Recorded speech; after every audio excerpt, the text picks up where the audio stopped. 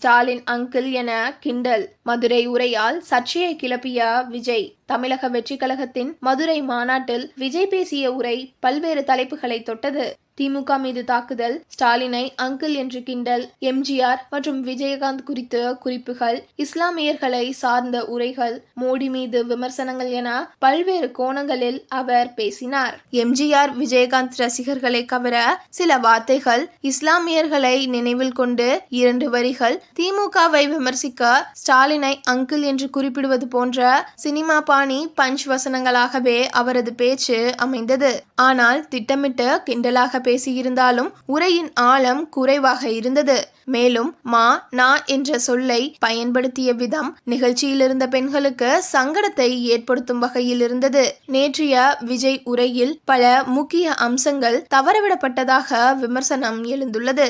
முதலாவதாக, துப்புரவு பணியாளர்கள் போராட்டம் போன்ற சமூக கேள்விகளை சொல்லாமல் அங்கிள், சித்தப்பா என்று காமெடியில் முடித்துவிட்டார். இரண்டாவது, ஸ்டாலினை அங்கிள் என்று குறிப்பிடுவது அரசியல் நாகரிகமற்ற பேச்சு என பார்க்கப்படுகிறது. ஜெயலலிதாவை கடுமையாக எதிர்த்த காலத்திலும் ஸ்டாலின், கருணாநிதி ஒருபோதும் அவமதிக்கும் தனிப்பட்ட சொல்லாடல் பயன்படுத்தியதில்லை என்பது நினைவு கூறப்பட்டது.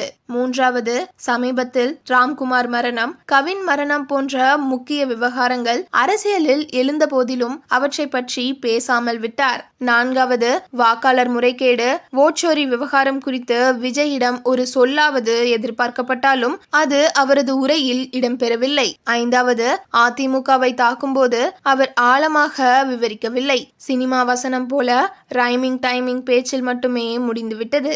ஆறாவது, பாயசம், பாசிசம், அங்கிள் என கிண்டல், மானா, மைண்ட் வாய்ஸ், ராங் ப்ரோ போன்ற சொல்லாடல்கள் அவரது உரையை ஆழமற்ற சிரிப்பு பாணியாகவே மாற்றிவிட்டன. மாநாட்டில் விஜய் பேசுகையில், சிங்கம் எப்போதும் தனித்துவமானது.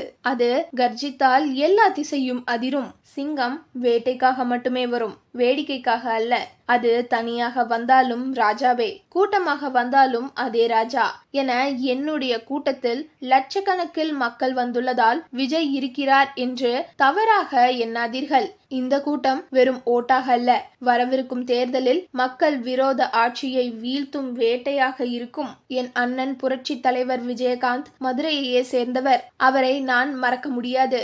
எம்ஜிஆர் போல குணம் கொண்டவர் அவர். சினிமாவிலும் அரசியலிலும் எம்ஜிஆரே என் தலைவர். நான் அரசியலுக்கு வரமாட்டேன் என்றார்கள், மாநாடு நடத்த மாட்டேன் என்றார்கள், ஆட்சியை பிடிக்க மாட்டேன் என்றார்கள். ஆனால் இப்போது பாருங்கள், நான் வந்துவிட்டேன், என்னை தடுக்க முடியாது. எங்களுடைய ஒரே எதிரி பாஜக, ஒரே அரசியல் எதிரி திமுக. கூட்டணி அரசியலில் நாங்கள் ஈடுபட மாட்டோம். நாங்கள் உலக மகா ஊழல் கட்சியும் அல்ல, பாஜகவுடன் மறைமுகமாக டீலிங் செய்யும் பாசிச கட்சியும் அல்ல.